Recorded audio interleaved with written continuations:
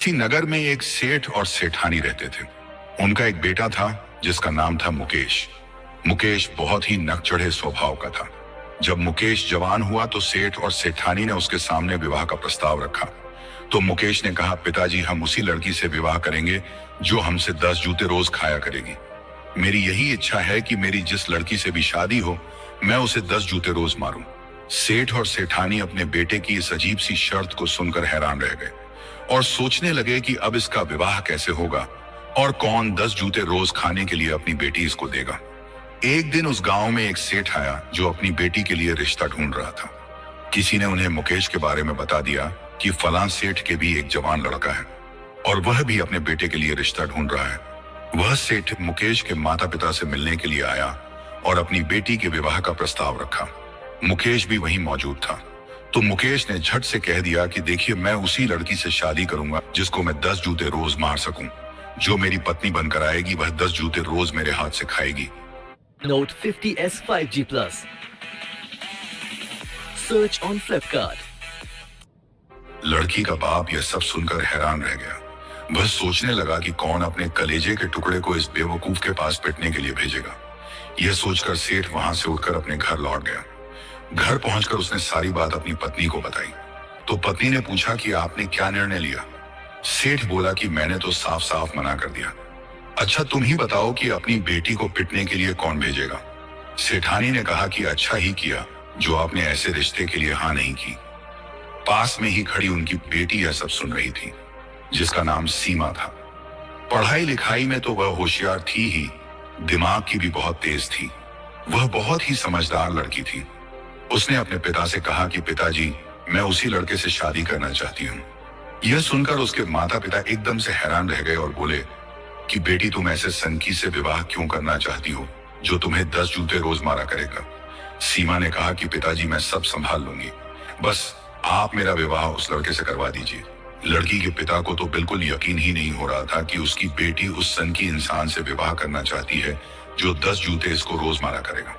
पिता ने अपनी बेटी को फिर से समझाते हुए कहा, अरे पगली, 10 जूते रोज खाकर तो तुम्हारे सिर के बाल ही उड़ जाएंगे। इसीलिए उस सनकी व्यक्ति से विवाह करने का विचार अपने मन से त्याग दो। तुम्हारे लिए लड़कों की कोई कमी नहीं है, एक से बढ़कर एक रिश्ता तुम्हारे लिए आ जाएगा। पर लड़की नहीं मानी। लड़की बार बार यही कहती रही कि पिताजी, आपको हमारी कसम है, हमारा विवाह आप उसी लड़के से करवा दो। सीमा के माता पिता ने उसे बहुत समझाया, लेकिन वह अपनी जिद पर ही अड़ी रही। दोनों माता पिता फिर से एक बार लड़के के घर गए और लड़के को समझाते हुए कहा कि बेटा, अगर तुम्हें कुछ दान दहेज चाहिए तो हमें बताओ, तुम जो कहोगे सो हम तुम्हें देंगे। पर तुमने यह क्या अजीब सी शर्त रख दी है कि रोज अपनी पत्नी को 10 जूते मारेंगे। लड़के ने कहा कि देखिए, मुझे कोई दहेज नहीं चाहिए, बस शर्त वही रहेगी, अगर तुम्हें शादी करनी है तो करो, नहीं तो अपनी बेटी का रिश्ता कहीं और जाकर ढूंढ लो। अब लड़की का पिता क्या करता, बेटी की भी तो यही इच्छा थी, सो उसने रिश्ता पक्का कर दिया। निश्चित समय पर बारात आई और सीमा दुल्हन बनकर मुकेश के घर आ गई। सेठ ने खूब दान दहेज भी दिया था। ससुराल में सीमा का जोरदार स्वागत हुआ। उसकी सास ने उसकी नजर उतारी और गले से लगाकर अपनी बहू का गृह प्रवेश करवाया। थोड़ी देर बाद सीमा की सास ने उसे खाना खिलाया और रात को उसको उसके कमरे में छोड़कर आ गई। पहली रात सीमा अपने बिस्तर पर बैठी हुई अपने पति का इंतजार कर रही थी कि तभी मुकेश आया और अपने पैर से जूता निकालकर बोला कि अपना सिर आगे करो, मुझे 10 जूते मारने हैं। सीमा ने कहा, देखिए, 10 जूते तो आप मुझे मार लीजिए, मुझे कोई आपत्ति नहीं है। सब कुछ पता होने के बाद ही मैंने आपसे शादी की है, सो मैं 10 जूतों से नहीं डरती। पर आप मुझे एक बात बताइए कि मेरे माँ बाप ने मुझे जन्म दिया, पाल पोस कर इतना बड़ा किया और इतना दहेज देकर मेरी शादी की। आज तक उन्होंने तो मुझे कभी एक भी जूता नहीं लगाया, तो तुम किस अधिकार से मुझे 10 जूते लगाओगे? क्योंकि आपकी कमाई का मैंने अभी तक एक गिलास पानी भी नहीं पिया है। जो खाना खाया वह आपके पिता की कमाई का था, आपकी कमाई का तो मैंने अभी तक कुछ भी इस्तेमाल नहीं किया है और ना ही कुछ खाया है। तो आप किस अधिकार से मुझे 10 जूते लगाएंगे? पहले मुझे अपनी कमाई का कुछ खिलाओ तो सही, कुछ दो तो सही, तभी तो तुम 10 जूते लगाने के लिए हकदार हो पाओगे। यह सुनकर लड़का बिल्कुल चुप हो गया। वह सोचने लगा कि बात तो यह सही कह रही है, यह सब जो भी है वह मेरे माता पिता की ही कमाई का है, क्योंकि मैंने तो अभी तक कुछ कमाया ही नहीं। मुकेश को अपनी पत्नी की यह बात सुनकर झटका सा लगा और वह उठकर अपने माता पिता के पास पहुंच गया और उसने अपने माता पिता को सारी बात कह सुनाई। मुकेश की बात सुनकर उसके पिता मन ही मन बहुत प्रसन्न हुए और अपनी प्रसन्नता छुपाते हुए बोले कि बेटा, बात तो बहू बिल्कुल सही कह रही है। हालांकि हमारे पास इतना पैसा है कि हमारी 7 पुश्तें बैठकर खा लेंगी, तुम्हें जिंदगी भर किसी काम की जरूरत भी नहीं पड़ेगी। पर बेटा, बात तो यही है ना कि इसमें तुम्हारी कमाई का कुछ भी नहीं है। मुकेश को यह बात चुभ गई और उसने अगले दिन से ही व्यापार करने का निश्चय कर लिया।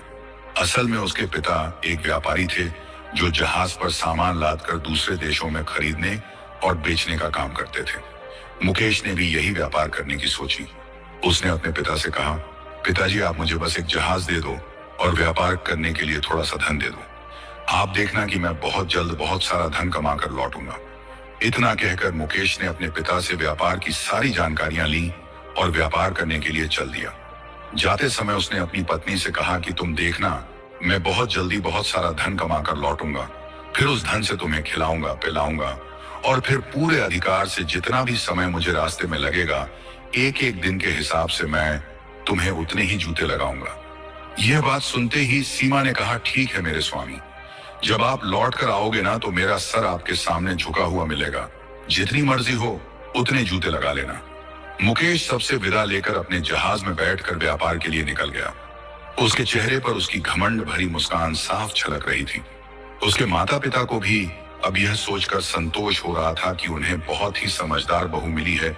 यह उनके बिगड़ैल बेटे को अवश्य ही सुधार देगी। इधर मुकेश अपने पानी के जहाज में चला जा रहा था। 3-4 दिन का सफर उसने तय कर लिया था। एक दिन एक बंदरगाह पर उसने रुकने की सोची। फिर क्या था, उसने वहीं जहाज एक तरफ लगाकर उस नगरी का जायजा लेने के लिए चला गया। वह जिस शहर में रुका था वह ठगों का शहर था। अभी वह कुछ दूर ही चल पाया था कि उसने देखा कि सामने से एक आदमी लाठी के सहारे से चला आ रहा है। जब वह आदमी पास आया तो मुकेश ने देखा कि उसकी एक आंख पर हरी पट्टी लगी हुई है, जिससे मालूम होता था कि इस आदमी की एक ही आंख है।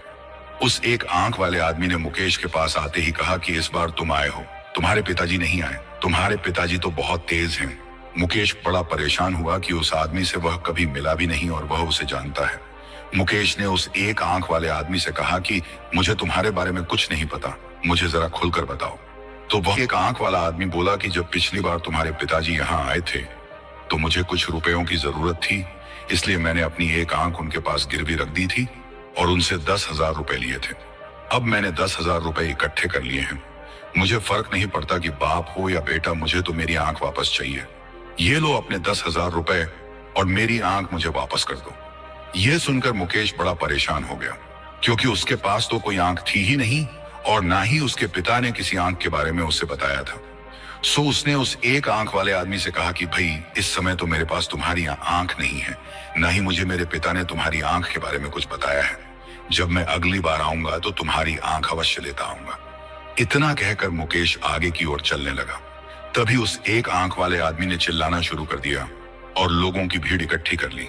सभी के सामने एक आंख वाला व्यक्ति चिल्ला चिल्ला कर कहने लगा कि यह मेरी आंख वापस नहीं कर रहा है, जबकि मैं इसे इसके पैसे लौटाने को तैयार हूं।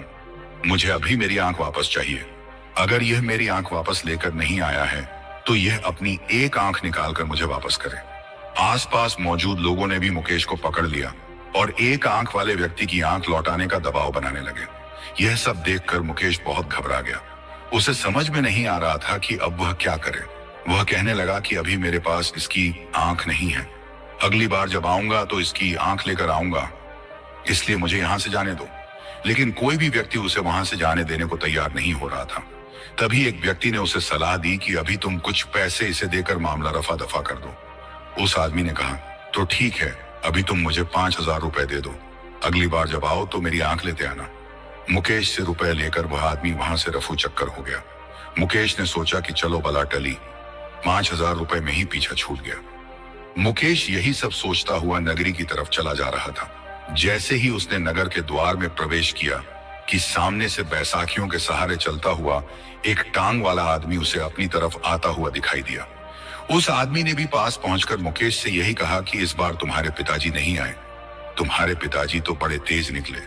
तुम्हारे पिता के पास मेरी एक टांग गिरवी रखी हुई है और उन्होंने इस बार तुम्हें भेज दिया, खुद नहीं आए। लेकिन क्या फर्क पड़ता है, बाप हो या बेटा, मुझे तो मेरी टांग वापस चाहिए। मुकेश फिर से चक्कर में पड़ते हुए बोला कि मुझे तुम्हारी टांग के बारे में कुछ भी पता नहीं है। उस लंगड़े आदमी ने उससे कहा कि बेटा, जब पिछली बार तुम्हारे पिताजी यहाँ आए थे तो उस समय मुझे कुछ रुपयों की जरूरत थी, सो मैंने 8,000 रुपए में अपनी टांग तुम्हारे पिताजी के पास गिरवी रख दी थी। अब मेरे पास रुपए हो गए हैं, तुम अपने रुपए ले लो और मुझे मेरी टांग लौटा दो। मुकेश फिर से बड़ा परेशान हुआ। फिर पिछली घटना को याद करते हुए सोचने लगा कि अगर मैंने मामला रफा दफा नहीं किया तो यह भी लोगों को इकट्ठा करके मुझे पकड़वा देगा और बवाल करेगा, इसलिए इसे भी कुछ पैसे देकर मामला रफा दफा कर देता हूँ। वह बोला कि देखिए भाई साहब, अभी तो मेरे पास आपकी टांग नहीं है, जब मैं अगली बार आऊंगा तो तुम्हारी टांग लेकर ही आऊंगा, तब तक तुम कुछ रुपए लेकर मामला रफा दफा कर दो। उस एक टांग वाले आदमी ने कहा कि ठीक है, अभी तुम मुझे 5,000 रुपए दे दो, अगली बार मेरी टांग जरूर लेकर आना। मुकेश ने अपना पीछा छुड़ाने के लिए 5,000 रुपए उस लंगड़े आदमी को दे दिए और वह लंगड़ा आदमी वहां से चला गया। अब मुकेश बाजार की बीचों बीच पहुंच चुका था। वह बाजार में घूम घूम कर बाजार का जायजा ले रहा था कि वह यहाँ से क्या खरीद सकता है और क्या बेच सकता है। तभी मुकेश की नजर बीच बाजार में एक घर के सामने खड़ी एक औरत पर पड़ी जो काफी देर से उसे ही देख रही थी। मुकेश ने जब उसे देखा तो वह उसे देखता ही रह गया, क्योंकि वह औरत इतनी सुंदर थी कि उसकी आंखों में जो भी देखे बस उसकी आंखों में ही डूब जाए। मुकेश को अपनी ओर देखता हुआ देखकर उस औरत ने हाथ के इशारे से उसे अपने पास बुलाया। मुकेश उसके पास खींचा चला गया। जब वह उस औरत के पास पहुंचा तो उसने मुकेश से पूछा कि लगता है तुम यहाँ नए हो। मुकेश ने हाँ में सिर हिलाया तो उस औरत ने कहा कि फिर तो तुम हमारे अतिथि हुए, और हमारे यहाँ पर यह परंपरा है कि जब भी कोई अतिथि आता है तो हम उसे सोने के गिलास में दूध पिलाते हैं। उसने मुकेश को बैठने का इशारा किया और घर के अंदर चली गई। थोड़ी देर बाद वह अंदर से वापस आई तो उसके हाथ में एक सोने का गिलास दूध से भरा हुआ था। उसने वह मुकेश को पीने के लिए दिया। मुकेश ने भी वहां का रिवाज समझकर पूरा दूध पी लिया। मुकेश ने जैसे ही दूध पीकर गिलास नीचे रखा तभी वहां पर एक बिल्ली आई। उसने उस गिलास को अपने मुंह में दबाया और मुकेश के पानी के जहाज में छिपाकर भाग गई। मुकेश इन सब बातों से अनजान था। अब वह जैसे ही चलने के लिए उठा तो उस सुंदर स्त्री ने उससे कहा कि अतिथि महोदय, जाते जाते मेरा सोने का गिलास तो मुझे देते जाओ। मुकेश ने अब वहां देखा जहां उसने गिलास रखा था, पर अचरज की बात यह थी कि वहां तो गिलास था ही नहीं। असल में वह सुंदर स्त्री भी एक ठगनी ही थी जो अपनी बिल्ली के जरिए लोगों को ठगा करती थी। मुकेश तो अपनी बात पर अड़ा रहा कि मैंने गिलास यहीं पर रखा था, और वह स्त्री इस बात पर अड़ी रही कि तुमने मेरे गिलास को चुराकर अपने किसी साथी को देकर अपने जहाज तक पहुंचा दिया है। अब उन दोनों की कहासुनी इतनी बढ़ गई कि वहां पर भीड़ इकट्ठी हो गई। उस स्त्री ने भीड़ इकट्ठी होते देख मुकेश से कहा कि ठीक है, अगर तुम मुझे 100 सोने के सिक्के दे दो तो मैं किसी से कुछ नहीं कहूंगी और तुम्हें जाने दूंगी। लेकिन मुकेश तो अपनी बात पर ही अड़ा हुआ था कि जब मैंने कोई चोरी ही नहीं की तो मैं तुम्हें किस बात के सोने के सिक्के दूं। तभी वहां से कोतवाल गुजरा। कोतवाल ने जब सारी बात सुनी तो उसने कहा कि मैं अभी तुम्हारी तलाशी लेता हूँ। कोतवाल ने सारी बात सुनकर मुकेश की तलाशी ली, लेकिन सोने का गिलास उसके पास नहीं मिला। तब वह सुंदर महिला बोली कि कोतवाल साहब, इसने किसी के जरिए मेरा गिलास अपने जहाज पर छिपा दिया होगा, इसलिए चलकर इसके जहाज की तलाशी ली जाए। कोतवाल जब मुकेश के जहाज की तलाशी लेने के लिए गया तो वहां पर उसे सोने का गिलास मिल गया। यह देखकर कोतवाल ने मुकेश को गिरफ्तार कर लिया और वहां के राजा के दरबार में पेश किया। राजा ने उसे 6 महीने की सजा सुना दी और मुकेश का जहाज भी जब्त कर लिया। 6 महीने कारावास में रहने के बाद मुकेश जब छूटकर बाहर आया तो उसके पास कुछ भी नहीं था। गरीब असहाय की तरह मुकेश सड़कों पर भटक रहा था। तभी उसकी मुलाकात एक व्यक्ति से हुई। उस व्यक्ति ने मुकेश से पूछा कि तुम कौन हो और यहाँ क्यों भटक रहे हो। मुकेश ने अपनी पूरी कहानी उस व्यक्ति को बता दी। उस व्यक्ति को मुकेश पर बड़ी दया आई। उसने मुकेश से कहा कि भाई, यह ठगों की नगरी है और इसमें जो एक बार फंस जाता है तो बाहर निकलना मुश्किल हो जाता है। खैर, तुम्हारे पास रहने के लिए कोई ठिकाना नहीं है, तुम चाहो तो मेरे साथ ही रह सकते हो। मैं गाना गाकर अपना पेट भरता हूँ। अगर तुम्हें नाचना आता है तो तुम औरत का भेष बनाकर मेरे साथ नाचना और मैं गाऊंगा। इस तरह से हम 2 वक्त की रोटी जुटा पाएंगे, नहीं तो यहाँ रहना बड़ा कठिन हो जाएगा। अब मुकेश के सामने कोई और रास्ता नहीं बचा था, सो उसने उस व्यक्ति की बात मान ली और औरत का भेष बनाकर नाचना गाना शुरू कर दिया। 8 माह ऐसे ही गुजर गए। इधर सीमा अपने पति का इंतजार कर रही थी। 8 माह गुजर जाने के बाद भी जब उसका पति वापस नहीं आया तो उसने अपने सास और ससुर से कहा कि पिताजी, मेरे पति अभी तक वापस नहीं आए हैं, इसलिए मैं उन्हें ढूंढने जाना चाहती हूँ। सेठ ने कहा कि बहू, तुम इतने बड़े संसार में उसे कहाँ ढूंढोगी, मैं ही उसे ढूंढ कर ले आता हूँ। तो सीमा बोली, नहीं पिताजी, आपकी उम्र हो चली है, सो आप घर पर ही रुको। मेरे पति मेरी वजह से ही घर से निकले हैं, इसीलिए मैं ही उन्हें लेकर आऊंगी। बस आप मुझे पानी के 2 जहाज और कुछ धन दे दो, जिससे मैं अपने पति को वापस ला सकूं। सेठ ने पानी के जहाज और बहुत सारा धन बहू को दे दिया और अपना आशीर्वाद देकर अपनी बहू को बेटे को ढूंढ कर लाने की अनुमति दे दी।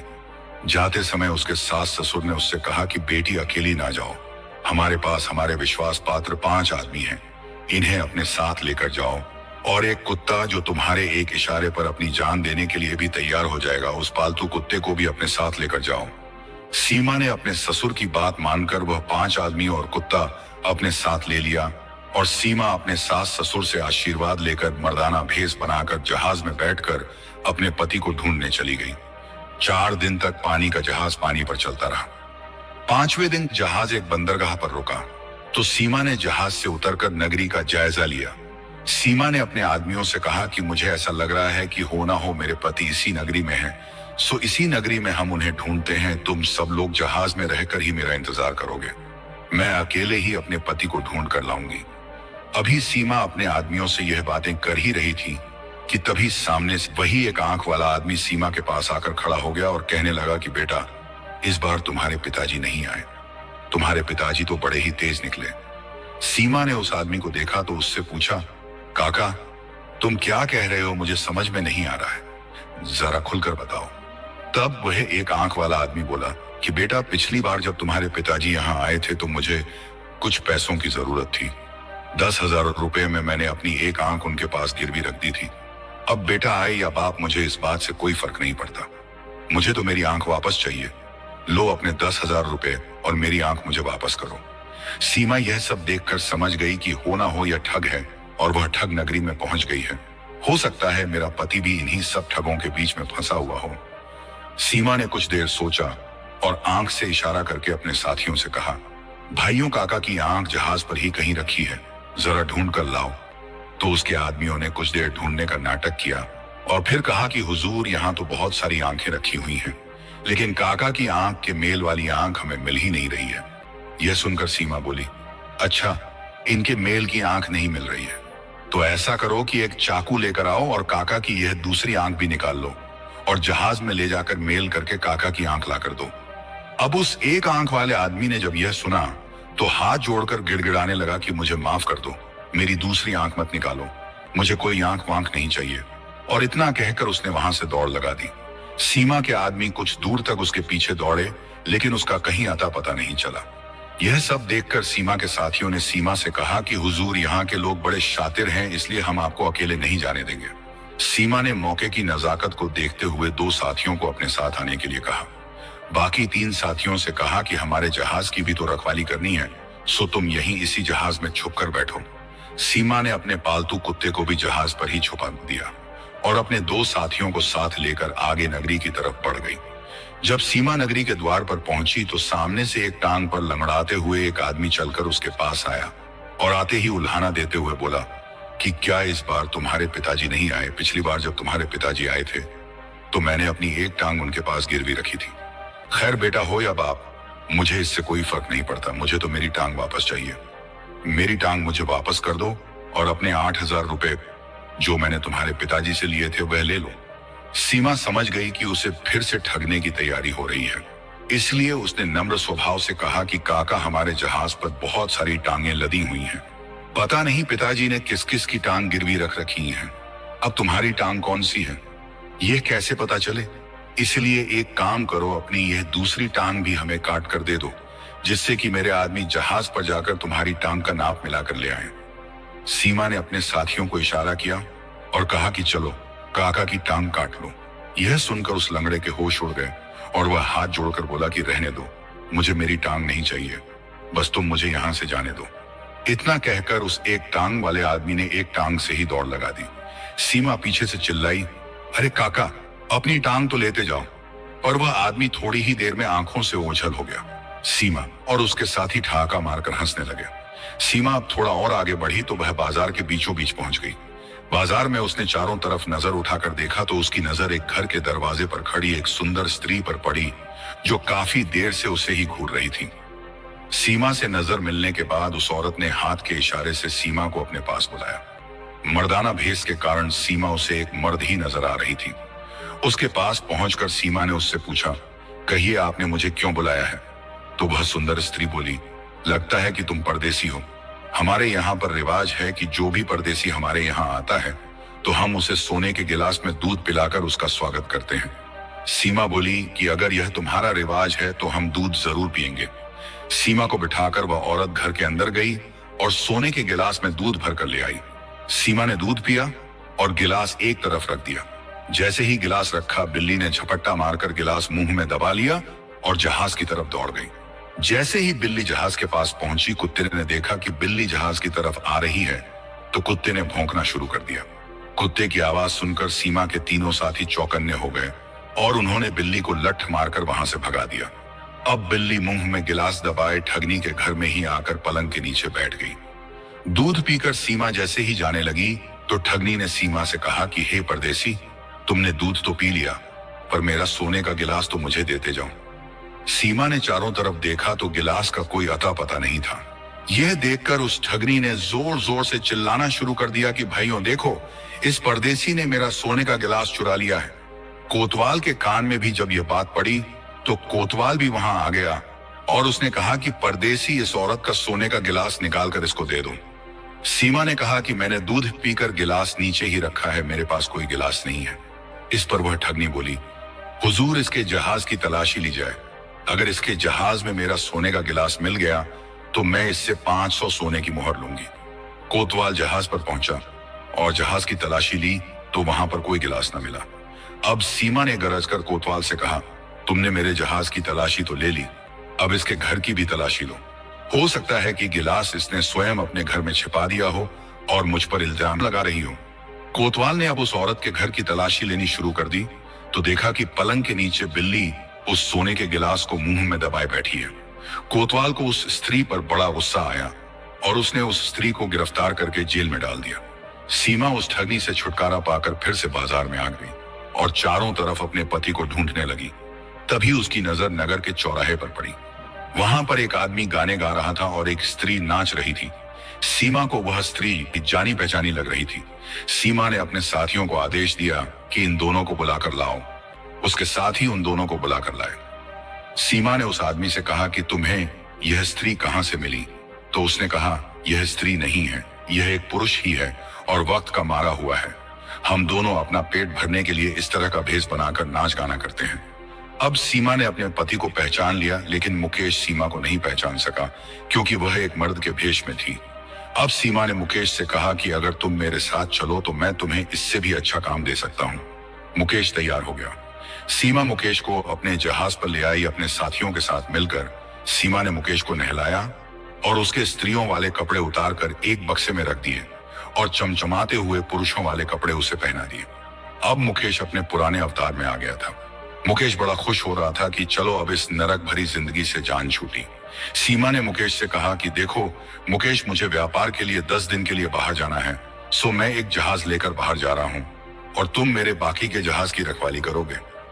10 दिन के बाद लौट कर मैं तुम्हें 500 सोने की मोहरें दूंगा और अगर मैं 10 दिन बाद लौट कर ना आ पाया तो मेरा यह जहाज और जहाज पर लदा सारा माल तुम्हारा हो जाएगा। यह सुनकर मुकेश बहुत खुश हो जाता है और वह सोचने लगता है कि अगर यह वापस आता है तो 500 सोने के सिक्के मिलेंगे और अगर वापस नहीं आया तो माल से भरा हुआ जहाज मेरा हो जाएगा। मुकेश ने झट से हाँ कर दी। सीमा ने अपने जहाज की जिम्मेदारी मुकेश को सौंपकर अपने साथियों के साथ वापस लौट गई और अपने सास ससुर को अपने पति के मिलने की सूचना दी। यह सूचना मिलते ही सारे परिवार में खुशियां छा गईं। इधर मुकेश जहाज में मस्त होकर अपनी जिंदगी बिता रहा था। इस तरह से 12 दिन बीत गए और सीमा जब वापस नहीं आई तो मुकेश ने सोचा कि अब सौदागर वापस नहीं आएगा, इसलिए अब यह माल से भरा हुआ जहाज मेरा हुआ। यह सोचकर वह जहाज को अपने घर की तरफ लेकर चल दिया। 4 दिन का सफर तय करके मुकेश अपने घर जा पहुंचा। घर पहुंचते उसने हिसाब लगाना शुरू कर दिया कि मैं इतने दिन घर से दूर रहा, 10 जूते रोज के हिसाब से इतने दिन के कितने जूते बनते हैं।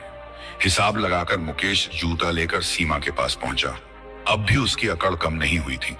उसने बड़े घमंड से सीना चौड़ा कर सीमा से कहा कि तुम्हारे पिता ने पूरी जिंदगी में इतना धन नहीं कमाया होगा जितना मैं 8 महीने में कमा कर लाया हूं। यह सुनकर सीमा की हंसी छूट गई। उसे हंसता हुआ देखकर मुकेश को जैसे आग लग गई। मुकेश बोला, तुम क्यों हंस रही हो? अपना सिर आगे करो और जूते खाने के लिए तैयार हो जाओ। सीमा बोली, जूते तो मैं नहीं खाऊंगी। मुकेश ने गुस्से से कहा, क्यों, तुम अपने वादे से मुकर रही हो? सीमा ने कहा, क्या सच में यह धन तुम कमा कर लाए हो या फिर किसी सौदागर ने तुम्हें खैरात में दिया है? यह सुनकर तो मुकेश के पैरों के नीचे से जमीन ही खिसक गई कि इसको यह सब कैसे पता चला। थोड़ी देर बाद ही सीमा ने वह बक्सा खोलकर दिखाया जिसमें मुकेश के औरत वाले कपड़े रखे हुए थे जिन्हें पहनकर मुकेश चौराहे पर नाचता था। उन कपड़ों को देखते ही मुकेश शर्म से पानी पानी हो गया। वह आश्चर्य से अपनी पत्नी की तरफ देखने लगा तो सीमा ने कहा, जो सौदागर तुम्हें मुसीबत से निकाल कर लाया था, जिसने तुम्हें माल से भरा हुआ जहाज दिया, वह कोई और नहीं बल्कि वह मैं ही थी। मुकेश ने जब यह सुना तो उसका घमंड एक झटके में चकनाचूर हो गया और हाथ जोड़कर सीमा से माफी मांगने लगा और कहने लगा कि इस बात को यहीं दबा दो, किसी और को मत बताना कि मैं इस तरह की मुसीबत में फंसा था। सीमा ने हंसते हुए कहा, तो अब आप 10 जूते नहीं मारेंगे जनाब। मुकेश की अब सारी अकड़ निकल चुकी थी, इसलिए हाथ जोड़कर बोला, भाग्यवान चाहो तो तुम मुझे 10 जूते रोज मार लिया करना, पर इस राज को राज ही रहने देना। किसी के सामने मेरी पोल मत खोलना। अब सीमा और मुकेश बड़े प्यार से एक दूसरे के साथ रहने लगे। दोस्तों, कहानी का सार यह है कि सूझबूझ और समझदारी से बड़ी मुसीबत से भी बाहर निकला जा सकता है। तो दोस्तों, वीडियो पसंद आया हो तो लाइक और शेयर जरूर कर देना। धन्यवाद।